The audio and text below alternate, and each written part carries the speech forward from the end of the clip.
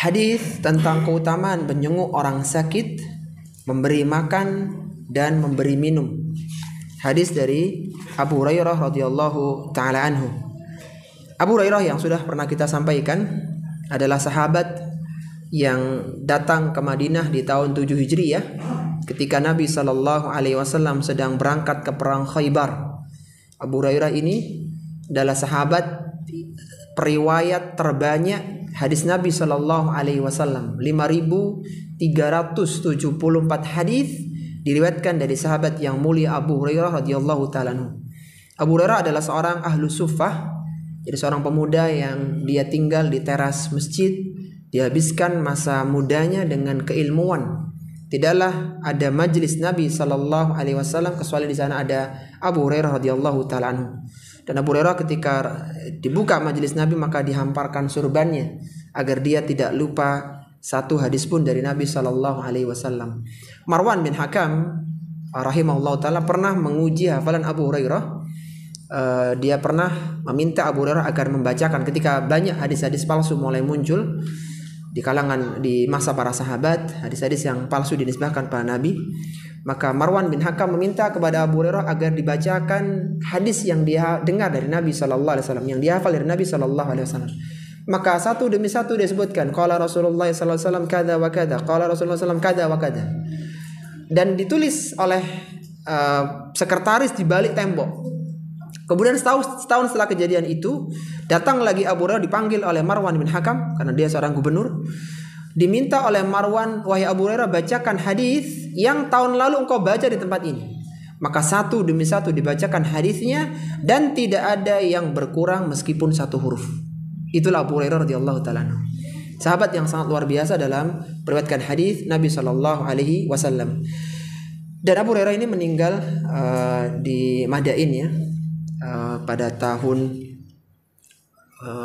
59 Hijriah insyaallah. Dan beliau adalah sahabat yang masya Allah luar biasa, sangat menjaga sunnah Nabi sallallahu alaihi wasallam karena dari beliau banyak diriwayatkan hadis-hadis Nabi sallallahu alaihi wasallam. Taib. Salah satu hadisnya dari 5.374 itu adalah hadis yang akan kita pelajari pada kesempatan kali ini. Yaitu dari Abu Hurairah radhiyallahu taala anhu, Rasulullah sallallahu alaihi wasallam bersabda, "Innallaha azza wa jalla yaqulu yaumal qiyamah." Sesungguhnya Allah Azza wa Jalla berfirman, ini hadis qudsinya di sini ya, ada firman Allah di situ. Sesungguhnya Allah Azza wa Jalla berfirman pada hari kiamat, "Ya bani Adam, maridtu falam ta'udni." Wahai anak Adam, aku sakit falam ta'udni dan engkau tidak menjengukku. Coba antum perhatikan di redaksinya. Allah mengatakan aku sakit dan engkau tidak menjengukku wahai anak Adam. Ini kan butuh syarah, butuh penjelasan. Qala, maka hamba itu mengatakan, "Ya Rabbi, kaifa a'uduka wa anta rabbul alamin." Maka hamba ini mengatakan, "Wahai Rabbku, bagaimana kiranya kami bisa menjengukmu sedangkan Engkau adalah Rabb semesta alam?" Qala, maka Allah mengatakan, "Ama alimta anna abdi fulanan marida falam ta'udhu?" Bukankah engkau tahu bahwasanya dulu ketika di dunia ada hambaku yang sakit yang engkau tidak menjenguknya? Ama alimta annaka law uttahu, bukankah engkau tahu seandainya engkau sempatkan waktu untuk menjenguk dia, datang ke rumah sakit, jenguk orang ini, lawajadtani indahu, niscaya engkau akan mendapatiku di sisinya. Subhanallah. Ini kan butuh penjelasan lagi nih. Maka engkau akan mendapatiku berada di sisinya. Ya bani Adam, wahai anak Adam, istat'amtuka falam tut'imni. Wahai anak Adam, aku meminta makan kepadamu tapi engkau tidak memberiku makan. Qala, ama alimta annahu istat'amaka abdi fulanun falam tut'imhu. Bukankah engkau tahu ada hambaku yang meminta makan kepadamu tapi engkau tidak berinya makan? Ama alimta annaka law at'amtahu lawajadta dzalika indi. Bukankah engkau tahu seandainya engkau mau berikan makan kepadanya, berikan nasi kepada dia, niscaya engkau akan mendapatkan pahalanya di sisiku. Kemudian yang ketiga, ya bani Adam, istasqaituka falam tasqini. Wahai anak Adam, aku meminta minum kepada kalian, tapi engkau tidak memberikan aku minum. Qala ya Rabbi kaifa asqika wa anta rabbul alamin. Wahai Rabbku, bagaimana kiranya aku bisa memberimu minum sedangkan engkau adalah Rabb semesta alam. Maka Allah mengatakan, qala istasqaka abdi fulanun falam taskihi. Bukankah dulu ada hambaku yang minta minum kepadamu dan engkau tidak berinya minum? Ama innaka law saqaitahu wajadta dzalika indi. Seandainya engkau memberikan minum kepadanya, niscaya engkau akan mendapatkan pahalanya di sisiku. Hadis ini sahih yang diriwayatkan oleh Imam Muslim dalam sahihnya nomor 2569. Tapi sebagaimana kita jelaskan tadi ya, hadis qudsi ini perlu penjelasan sehingga tidak salah. Bagaimana Allah menyatakan Allah sakit, Allah minta makan, dan Allah minta minum. Ada pelajaran yang bisa kita keluarkan dari hadis ini. Ada 6 pelajaran, Masya Allah. Ada 6 pelajaran yang bisa kita keluarkan dari hadis yang mulia ini. Hadis Abu Hurairah riwayat Imam Muslim. Pelajaran yang pertama, Allahu Azza wa Jalla berbicara kepada hambanya pada hari kiamat. Allah Azza wa Jalla berbicara kepada hambanya pada hari kiamat. Allah Azza wa Jalla berbicara kepada hambanya pada hari kiamat.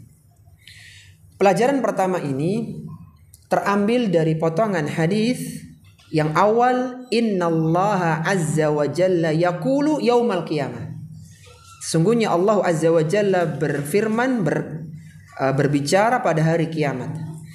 Ahlussunnati wal jamaah meyakini bahwa Allah subhanahu wa ta'ala akan berbicara dengan hambanya, dan hamba juga akan berbicara dengan Allah subhanahu wa ta'ala. Pembicaraan antara hamba dengan Allah subhanahu wa ta'ala itu tidak menggunakan terjemah. Sebagaimana Rasulullah sallallahu alaihi wasallam menjelaskan dalam hadisnya, la yalqayannallaha ahadukum yauma yalqahu laisa bainahu wa bainahu turjuman yatarjimu lahu. Kata Nabi sallallahu alaihi wasallam, sesungguhnya Allah subhanahu wa ta'ala akan menemui kalian pada hari pertemuan dengannya, laisa bainahu wa bainahu turjuman, yang tidak ada antara dia dengan Allah subhanahu wa ta'ala penerjemah. Artinya dia berbicara langsung dengan Allah subhanahu wa ta'ala. Bahkan tidak hanya mulutnya yang bisa berbicara manusia itu, akan tapi kaki, tangan, kulitnya akan bisa berbicara. Sebagaimana Allah sebutkan dalam Al-Quran, al-yawma nakhtimu ala afwahihim wa tukallimuna aydihim wa tashhadu arjuluhum bima kanu yaksibun. Kata Allah subhanahu wa ta'ala, pada hari di mana mulut-mulut itu akan dikunci, ditutup oleh Allah subhanahu wa ta'ala. Wa tukallimuna aydihim, dan akan berbicara tangan-tangan mereka. Digunakan apa tangan-tangan itu? Wa tashhadu arjuluhum, disaksikan dengan kaki-kaki mereka. Untuk apa?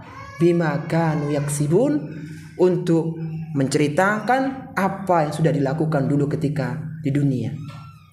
Ini sebagai dalil bahwasannya manusia akan berbicara dengan Allah subhanahu wa ta'ala secara langsung, dan demikian pula Allah subhanahu wa ta'ala akan bertanya kepada mereka.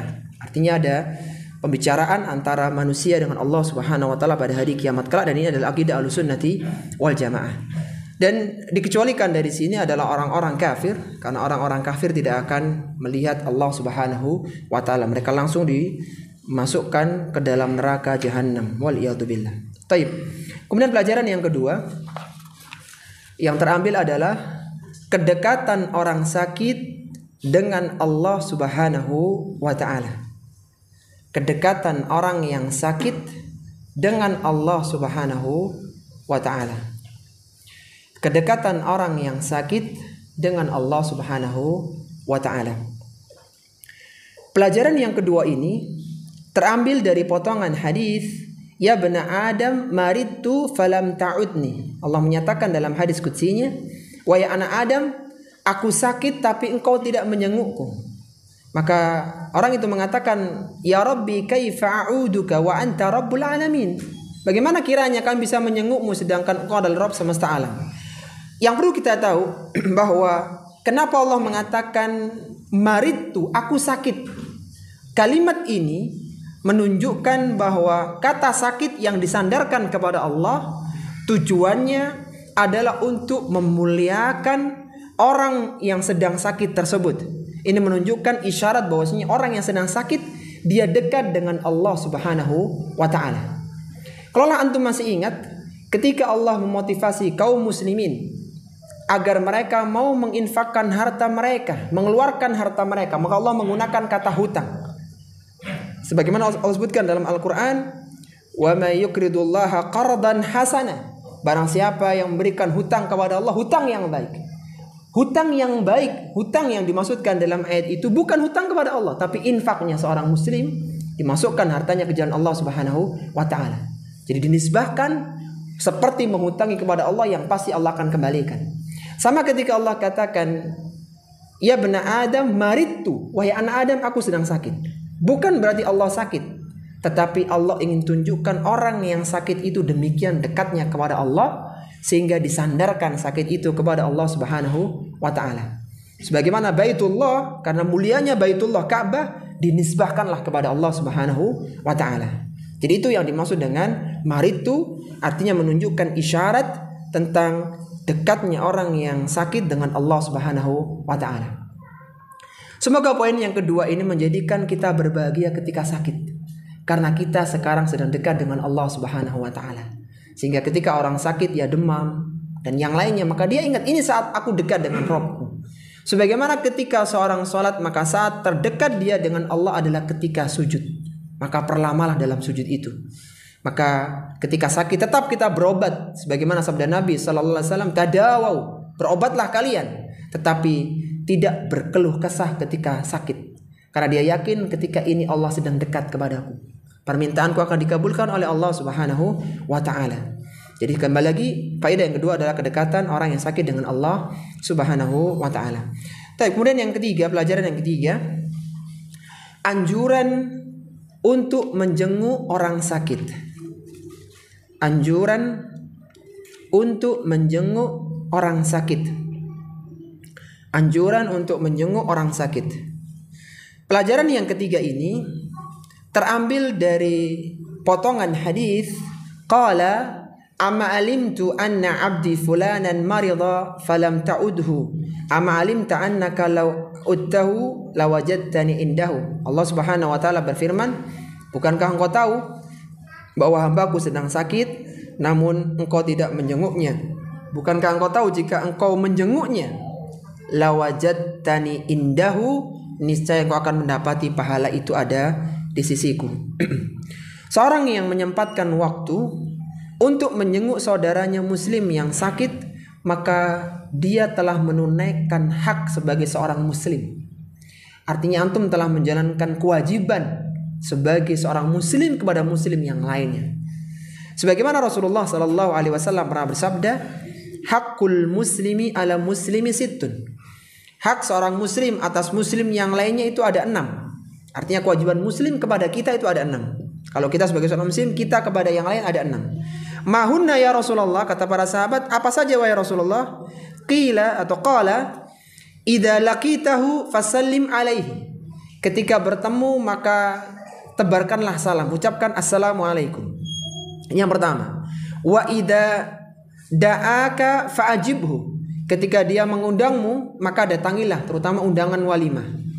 Wa idastansahaka fansah wa idastansahaka fansah lahu. Apabila dia mengatakan tolong berikan aku nasihat, berikan aku saran, maka kita harus berikan saran yang kita mampu. Wa idza atasa fahamidallahu fasamidhu. Apabila dia sedang bersin dan dia mengucapkan alhamdulillah, maka doakan dia dengan rahmat. Wa idza marido fa'udhu, ini yang kelima, apabila dia sakit maka jenguklah. Wa idza mata fattabi'u, apabila meninggal maka iringilah jenazahnya. Coba, tadi ada 6 kewajiban kita kepada muslim yang lain. Yang pertama apa? Mengucapkan salam ketika bertemu. Yang kedua, menghadiri undangan terutama walimah. Yang ta'yinnya jelas ya, yang disebut nama antum. Kalau untuk seluruh jamaah masjid, nah itu umum berarti, itu tidak harus. Tapi kalau disebut fulan, maka antum harus datang. Kalau nggak datang harus izin. Yang ketiga apa tadi? memberi nasihat ketika dia minta nasihat, terutama ketika nikah biasanya. Tolong siapa fulan ini, tolong datanya, nasihatnya dan seterusnya. Maka kita berikan nasihat. Kemudian yang keempat, apabila dia bersin dan mengucapkan alhamdulillah, maka kita mengatakan yarhamukallah. Yang kelima, apabila dia sakit maka dijenguk. Yang keenam, apabila dia meninggal maka diiringi jenazahnya. Iya, taib. Apabila yang sakit itu bukan seorang muslim. Nah, kalau muslim kan tadi dapat haknya ya, atau kita melakukan kewajiban kita. Bagaimana kalau yang sakit itu bukan muslim tapi kerabat atau orang yang kita kenal atau mungkin bahkan tetangga tapi dia non muslim? Maka kita pun masih dianjurkan untuk menjenguknya. Perhatikan, kalau yang sakit itu non muslim tapi kita kenal, kerabat, keluarga, tetangga, kita dianjurkan untuk menjenguknya. Kalau yang sakit muslim gimana kira-kira? Lebih dianjurkan lagi. Coba semoga satu hari dari Anas bin Malik ini menjadi pemantik semangat kita untuk meluangkan waktu menjenguk orang sakit. Menjenguk itu sebentar. Yang lama itu perjalanannya ya. Jenguknya sebentar ya. Jalannya agak lama. Tapi meluangkan waktu menjenguk itu penting. Suatu ketika Anas bin Malik radhiyallahu taala dia mengatakan, "Kana ghulamun Yahudiyyun." Ada seorang pemuda Yahudi yakhdumun Nabiyya sallallahu alaihi wasallam famarida. Ada seorang pemuda Yahudi yang dia dulu pernah bantu Nabi dan dia sedang sakit. Kan kita tahu di Madinah itu Rasulullah 10 tahun dan di sana beliau tinggal di tengah-tengah komunitas orang Yahudi. Nah, ada salah seorang pemuda Yahudi yang dulu pernah bantu Nabi dan dia sedang sakit. Apa yang dilakukan oleh Nabi? Fatahun Nabiyyu sallallahu alaihi wasallam ya'uduhu. Maka Nabi mendatanginya dan menjenguknya. Yang dijenguk siapa ini? Yahudi, bukan sahabat. Ini bukan orang Islam, orang Yahudi. Faqa'ada inda ra'sihi. Maka Rasul duduk di sebelah kepalanya, dekat. Karena biasanya orang sakit kan gak bisa teriak-teriak. Dekat supaya dia gak butuh energi banyak untuk bicara. Faqala lahu, Rasulullah mengatakan, aslim, masuk Islamlah engkau wahai anak. Fanadhara ila abihi, maka anak ini melihat kepada bapaknya yang Yahudi. Fahuwa indahu, yang ada di sisinya. Faqala lahu, maka bapaknya mengatakan, ati Abul Qasim. Ikuti, patuhilah Abul Qasim, yaitu Rasulullah Muhammad sallallahu alaihi wasallam. Maka apa kata Nabi? Fa aslama. Anak ini pun mengatakan syahadat, dia masuk Islam. Maka fa kharaja Nabi sallallahu alaihi wasallam wa huwa yaqul. Maka Rasul keluar setelah menjenguk itu, maka beliau mengatakan alhamdulillahilladzi anqadahu minan nar. Segala puji bagi Allah yang telah menyelamatkan pemuda ini dari neraka. Hampir saja. Kalau enggak dijenguk, dia enggak mengucapkan syahadat, neraka dia selama-lamanya. Hanya gara-gara mengucapkan syahadat, dia terkesima dengan akhlak Nabi yang mulia yang menyempatkan hadir, menjenguk dia, maka dia masuk Islam dan dia selamat. Di antara pelajaran yang bisa kita ambil dari hadis yang mulia ini, kalau misalnya ya orang itu mendapati orang sedang sakaratul maut, kecelakaan misalnya, naudzubillah min dzalik, maka jangan ditanya ini agamanya Islam atau non Muslim. Ini dia, jangan tanya seperti itu. Lihat dia ke sakaratul maut, maka langsung talqin la ilaha illallah, katakan la ilaha illallah, la ilaha illallah. Kalaulah dia muslim, maka semoga dia muslim yang meninggal dalam kondisi husnul khotimah. Kalau dia orang kafir, semoga dengan ucapannya terakhir ini di sisi Allah dia dianggap sebagai seorang muslim, meskipun orang tidak tahu. Jadi mendakwahi, mentalkin itu tidak hanya untuk orang yang muslim saja. Orang yang non muslim, apalagi dia sedang sakit, maka ini juga kita usaha untuk jenguk dan diajak untuk mengucapkan kalimat-kalimat thayyibah. Taib. Hendaknya orang yang menjenguk orang sakit bertanya tentang keadaan orang yang sakit ya. Jadi antara adab itu kita tanya ya gimana sakitnya, sudah berapa lama, kalau di rumah sakit ya ini gimana kronologinya, ditanya seperti itu. Jadi jangan bahas-bahas yang nggak penting untuk dibahas ya. Jadi tanya sehingga kita kelihatan simpati kepada dia. Kita seolah ikut merasakan. Jadi ketika dia menceritakan, masya Allah ini habis jatuh, subhanallah, kita ikut simpati, dia lebih ringan rasanya. Apa yang dilakukan oleh Ibunda Aisyah radhiyallahu taala ketika menjenguk? Kata Aisyah radhiyallahu taala anha, "Lamma qadima Rasulullah sallallahu alaihi wasallam al-Madinata, bu'ika Abu Bakrin wa Bilal." Ketika Rasulullah sallallahu alaihi wasallam tiba di Madinah, maka Abu Bakar dan Bilal itu sedang demam, sedang sakit. Qalat, maka Aisyah mengatakan, fadakhaltu alaihima, aku masuk ke dalamnya, yaitu ada Abu Bakar dan Bilal, Abu Bakar bapaknya ya, dan Bilal. Dan dia mengatakan, ya abati kaifa tajiduk, wahai bapakku gimana keadaanmu sekarang.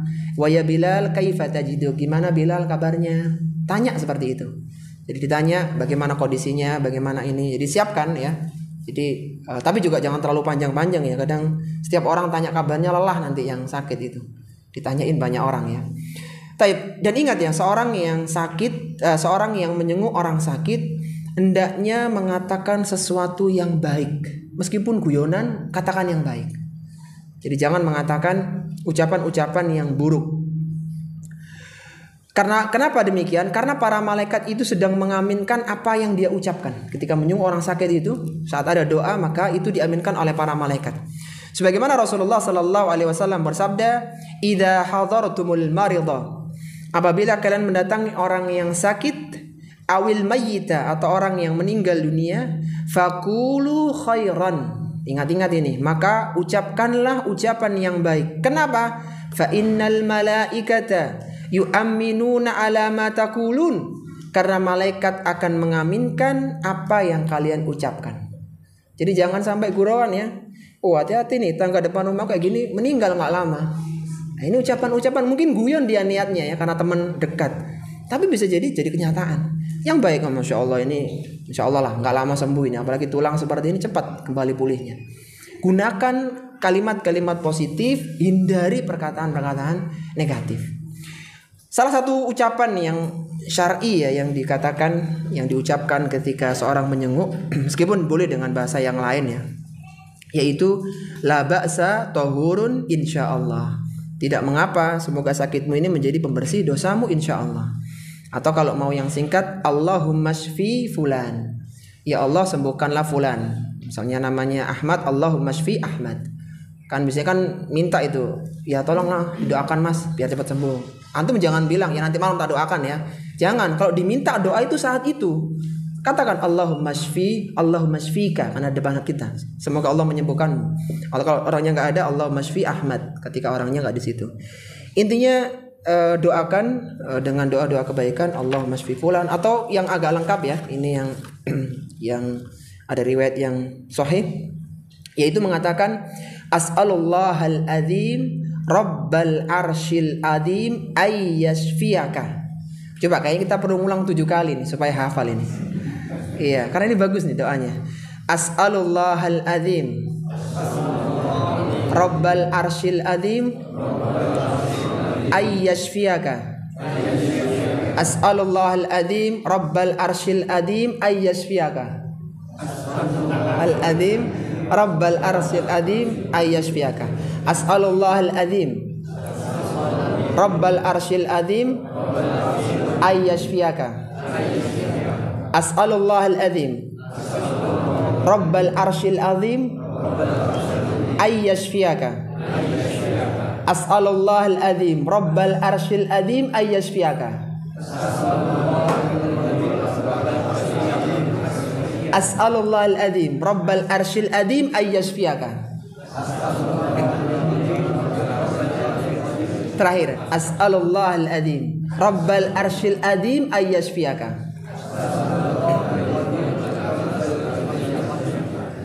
Kenapa harus 7 kali begitu ya? Ada hadisnya soalnya. Diriwayatkan dari Abdullah bin Abbas radhiyallahu taala anhuma, dia mengatakan Nabi sallallahu alaihi wasallam bersabda, "Man ada maridan", barang siapa yang mengunjungi orang sakit, lam yahdur ajaluhu, yang sakit itu tidak mengantarkan dia kepada kematian, dia nggak akan mati dengan sakit seperti ini. Faqala indahu sab'a mirarin, dan dia ucapkan doa ini 7 kali. Apa doanya tadi itu yang antum baca? As'alullahal azim rabbal arsyil azim ayyashfiyaka. Aku mohon kepada Allah, pemilik arsy yang agung, Rabbnya arsy yang agung, ayyashfiyaka, agar memberikan kesembuhan kepadamu sebanyak 7 kali, illa afahullahu min dzalikal marad, kecuali Allah pasti akan sembuhkan dia dari penyakitnya. Jika ada orang kejadian ya kondisinya parah gitu, antum baca doa ini. Ya meskipun nggak harus kenceng-kenceng ya, sambil ini antum bacakan. Apalagi dia lagi nggak sadar, antum bacakan. Antum harus yakin, insya Allah sembuh. Kalau dia nggak mati dengan penyakitnya ini. Dan ini Masya Allah hadis yang sahih diriwayatkan oleh Abu Dawud dalam sunannya nomor 3106 dan disahihkan oleh Syekh Al-Albani dalam Sahihul Jami'-nya nomor 6388. Taib. Kemudian yang keempat adalah anjuran untuk memberi makan. Anjuran untuk memberi makan. Anjuran untuk memberi makan. Tadi disebutkan di sana Allah menyatakan hambaku meminta makan kepadamu, falam tut'imhu, dan engkau tidak memberikan makan kepadanya. Maka memberi makan orang miskin dan menjenguk orang sakit merupakan salah satu amalan yang dapat menjadikan seorang masuk ke dalam surga. Sebagaimana suatu ketika Rasulullah itu pernah bertanya kepada para sahabatnya di pagi hari, ya, mungkin seperti jam kita sekarang mungkin, atau ba'da subuh. Rasulullah mengatakan begini, man asbaha minkumul yauma sha'iman. Siapa di antara kalian yang hari ini puasa? Qala Abu Bakr radhiyallahu ta'ala anhu, ana. Abu Bakar acung tangan, dia mengatakan ana, aku wahai Rasulullah. Tayyib. Kemudian yang kedua, faman tabi'a minkumul yauma janazatan. Siapa di antara kalian yang sudah ngantar jenazah? Qala Abu Bakr radhiyallahu ta'ala anhu, ana. Abu Bakar mengatakan saya wahai Rasulullah. Kemudian yang ketiga, faman at'ama minkumul yauma miskinan. Siapa di antara kalian yang pagi ini sudah ngasih makan orang miskin? Qala Abu Bakr radhiyallahu ta'ala anhu, ana. Abu Bakar kembali mengatakan aku wahai Rasulullah.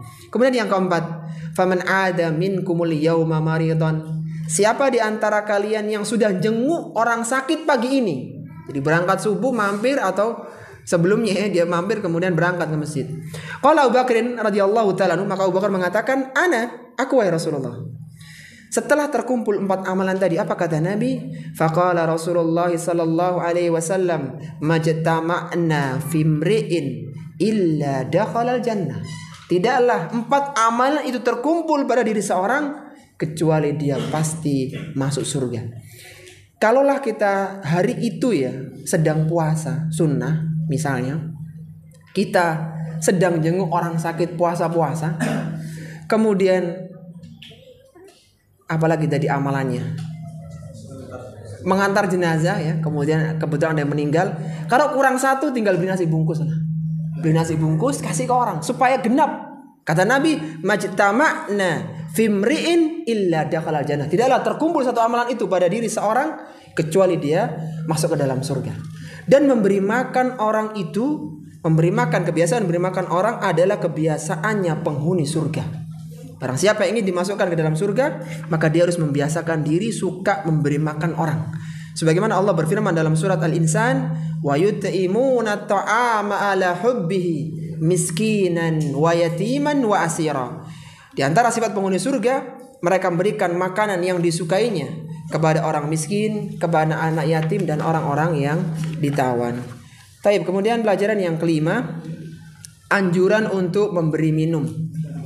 Pelajaran yang kelima, anjuran untuk memberi minum. Pelajaran ini terambil dari potongan hadis istasqaka abdi fulanun falam yaskihi.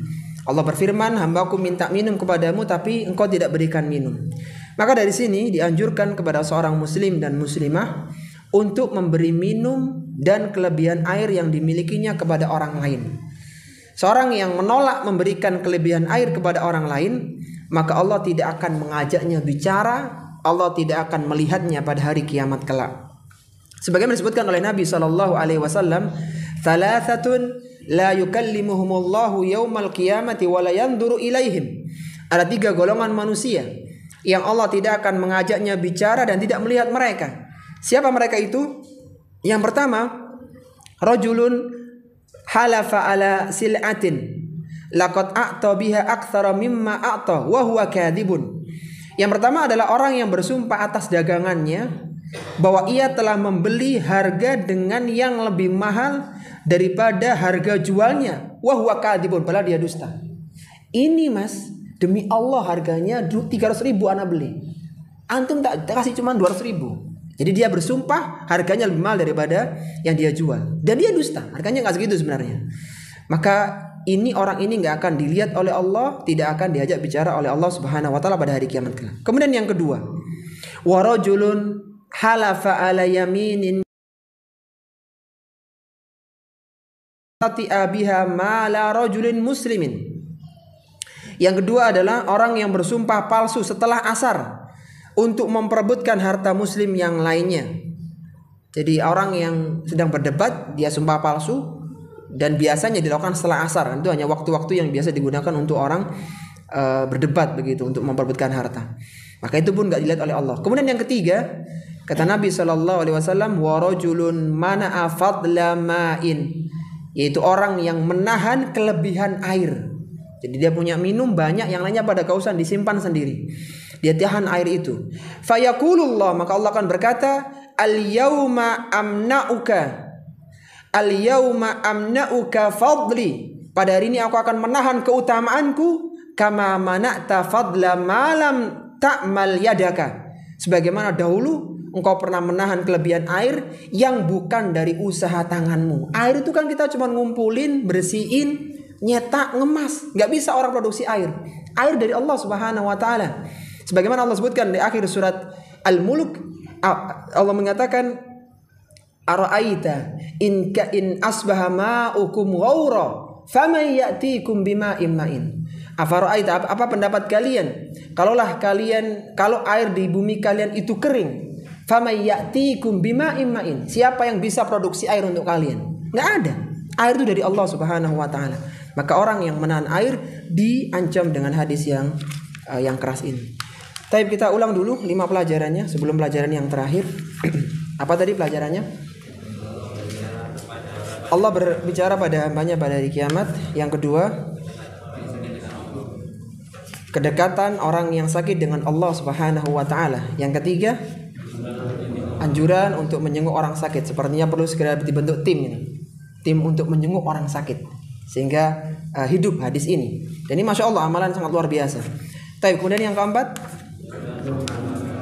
kebiasaan memberi makan. Ya, kayaknya perlu ada konsumsi kayaknya ini untuk bisa makan bersama. Taib. Yang kelima, anjuran untuk memberi minum. Taib. Yang terakhir yang keenam, ikhwatifillah, hadis yang berkaitan tentang Allah Subhanahu wa taala dipahami sesuai dengan zahirnya.